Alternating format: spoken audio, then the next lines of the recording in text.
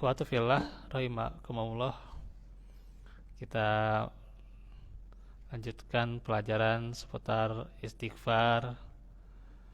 Bagaimana kita sudah menjelaskan bahwa dengan istighfar itu meraih kebahagiaan yang hakiki, ya.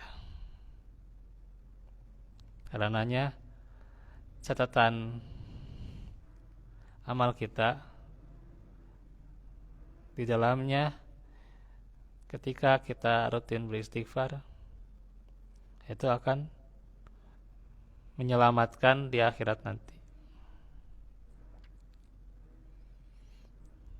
Sekarang kita masuk bahwa bagaimana istighfar itu multifungsi, ya, atau berbagai guna dan manfaatnya. Jadi setelah dijelaskan bagaimana apa itu istighfar, kemudian juga bagaimana dosa, ya,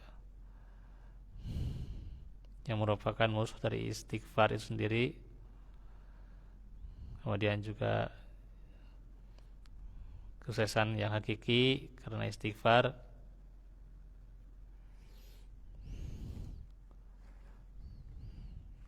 Nah, kemudian bagaimana multi manfaat istighfar? Jika dosa itu mengakibatkan kerugian yang banyak, istighfar mendatangkan manfaat yang berlipat, yakni manfaat di dunia dan di akhirat bisa didapatkan, ya, biiznillah, ya, dengan izin Allah mendapatkan manfaat dunia dan akhirat karena istighfar. Pernah datang kepada seorang tabi'in, yakni Al-Hasan Al-Basri,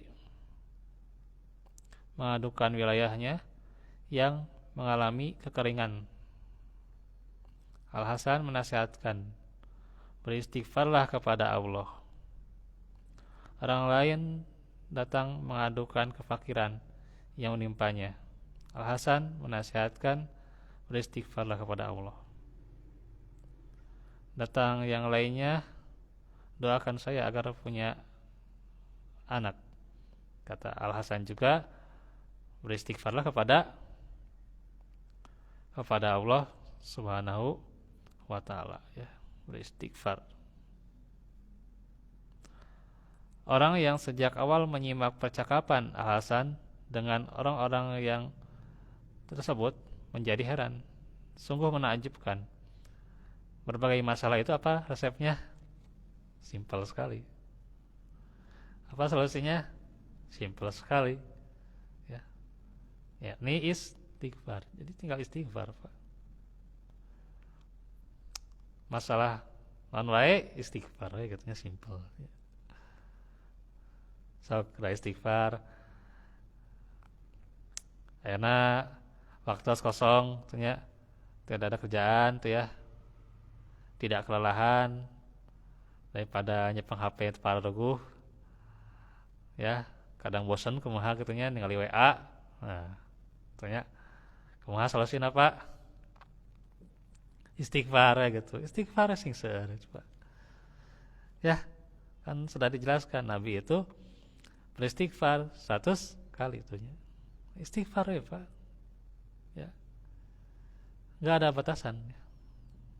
Kalau yang muqayyad seperti pada sholat, ya, itu ada batasannya. Tapi kalau ini tidak terikat, ya, gitu.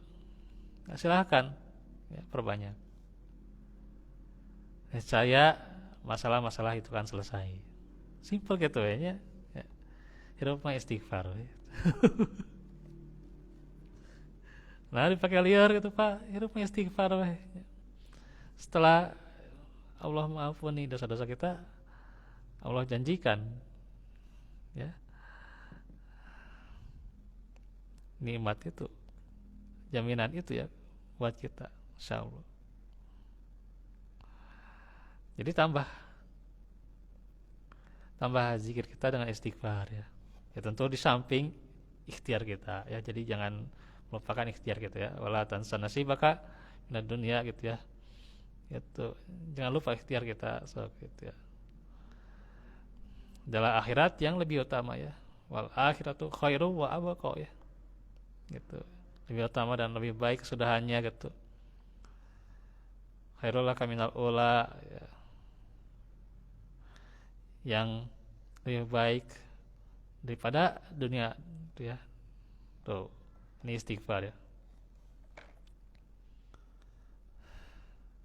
Maka sungguh menakjubkan berbagai masalah resepnya apa? Istighfar. Al-Hasan Al-Basri kemudian menunjukkan pada firman Allah, faqultu astaghfiru rabbakum innahu kana ghaffara yursilis sama alaikum midrara yumdidukum bi amwalin wa banin wa yaj'al lakum jannat wa yaj'al lakum anhara. Maka aku Nuh berkata, beristighfarlah, mohon ampunanlah kepada Tuhanmu, sesungguhnya Dia adalah yang Maha Pengampun. Niscaya Dia akan mengirimkan hujan lebat ya kepadamu dan membanyakkan harta dan anak-anakmu, dan mengadakan untukmu kebun-kebun, dan mengadakan pula di dalamnya untukmu sungai-sungai. Surah apa itu? Surah Nuh ayat 10 sampai 12 terus dibahas ya. Ya di kisah Nabi Nuh ya, di tafsir surah Nuh. Ayat tersebut telah menunjukkan manfaat istighfar yang luar biasa. Beberapa fadilah dari ayat ini yaitu turunnya hujan ya, yang deras ya. Turunnya hujan yang deras ya, hujan yang lebat menghilangkan kekeringan ya. Maka kita coba istighfar ya. Ya kemarau ya, ya walaupun baru berapa pekan, coba istighfar ya. Kenapa belum turun hujan gitu ya. Ini kemarau tapi kenapa ketika malamnya dingin, paginya juga dingin ya. Nah itu, coba beristighfar Pak. Yang barangkali itu nantinya Allah turunkan ya kepada kita minimalnya tenang gitu ya, rada haneut lah gitu, haneuteun gitu ya gitu. Dan jaminan Allah hujan gitu ya. Nah itu. Terus yang kedua, membanyakkan harta, meluaskan rezeki. Ya. Jadi ini solusi ya. Ingin punya solusi dalam masalah harta, istighfar. Ya. Rezeki ingin diluaskan, istighfar ya. Nah langsung ditambah beserta jumlahnya, ya itu kembali lagi keberkahan itu apa sih? Keberkahan itu ziyadatul khair ya, ziyadatul khair, bertambahnya kebaikan. Ya kebaikan itu nggak mesti dalam masalah jumlah ya. Kita datang ke sini ya, walaupun misalnya agak lelah, capek gitunya, kumaha gitu, terus diomongan di bumi gitunya. Tapi datang ke sini, kita adem lagi hati kita gitu ya.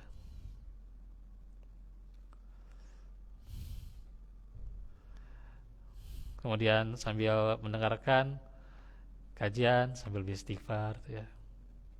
Gitu. Jadi disinilah yang menjadi solusi ya. Yang semoga tentu rezeki kita ditambah ya. Dan dari jumlah bisa jadi ya. Jumlahnya terkadang kan di waktu yang lain kalau jumlah itu ya, tapi dengan ketenangan, kehadiran kita di sini, dengan kesehatan kita ya, walaupun lelah, walaupun capek, pegal, alhamdulillah gitu ya, gitu. Itu juga kebaikan, itu keberkahan, itu ziyadatul khair itu ya. Nah, masalah jumlah mana nanti Allah berikan, dan Allah berikan saatnya ya. Nah itu, ya butuh kesabaran yang namanya kalimat thayyibah kita ucapkan itu butuh kesabarannya. Ya, subhanallah, subhanallah teh pada yang beres wae subhanallah kumaha itu bacaan kumaha eta sing bener bacaan teh nya itu subhanallah bari diresapi bari dihayati. Orang teh jarang menyucikan Allah teh nya gitu. Kadang orang tara yakin ka apa yang dijanjikan Allah, apa yang dijamin Allah, tara yakin subhanallah bari diresapi gitu Pak. Ya subhanallah kumaha gitu. Aduh eta teh segala kumaha tanya resapi atau subhanallah teh Pak resapi. Alhamdulillah resapi nya orang teh leutik kitu nya masalah orang teh leutik teh naonan masalah orang teh itu nya gitu. Allahu akbar gitu. Alhamdulillah kita mengucapkan segala puji gitu ya gitu. Segala puji alhamdulillah itu Allah akbar Allah maha besar eta gitu ya, bahwa kita itu kecil tuh ya, itu masalah kita kecil ya. Allah akbar itu sapi Pak, insyaallah sehingga gitu tata dikir tah gitu mengingat Allah itu malah yang zikir encak itu mah Pak melelol sama melelol ya. Nah, itu yang ketiga apa, anugerah anak atau keturunan. Nah, itu juga solusi ya buat yang mandul, yang susah berapa bulan belum dianugerahi keturunan ya.